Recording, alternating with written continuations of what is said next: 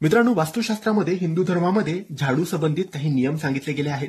कारण झाडू ही लक्ष्मीची कारक मानली जाते. कारण ही आपल्या घरातून अलक्ष्मी काढते आणि लक्ष्मीला आमंत्रण देते.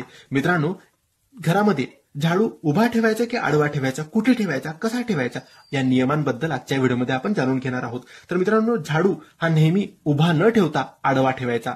आता उभा का नाही ठेवायचा, तर उभा ठेवल्याने लक्ष्मीचा अपमान होतो आणि घरामध्ये अस्थिरता राहत नाही, घरामध्ये नकारात्मक ऊर्जा येते. म्हणून मित्रांनो, घरामध्ये नेहमी झाडू हा आडवा ठेवायचा. झाडू हा लक्ष्मीचे प्रतीक मानला जातो. वापरल्यानंतर तो उभा ठेवल्यास लक्ष्मीचा अनादर होतो आणि घरात धनहानी होते.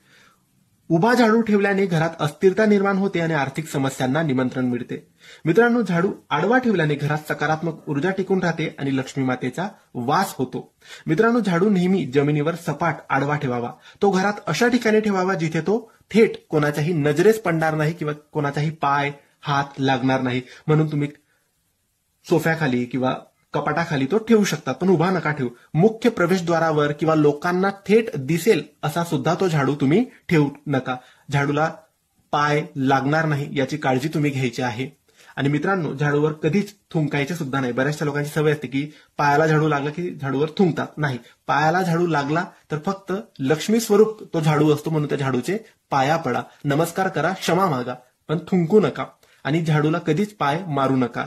झाडू कधीच उभा ठेवू नका. झाडू कोणाला सहज दिसेल असा सुद्धा ठेवू नका. झाडू कधीही लपवून आडवा ठेवायचा असतो आणि कचरा केर काढण्यासाठीच वापरायला गेला पाहिजे. झाडू कधीच संध्याकाळी उपयोगात आणायचा नाही, कारण संध्याकाळी लक्ष्मी येण्याची वेळ असते. ही माहिती आवडली असेल तर लाईक आणि शेअर नक्की करा. धन्यवाद.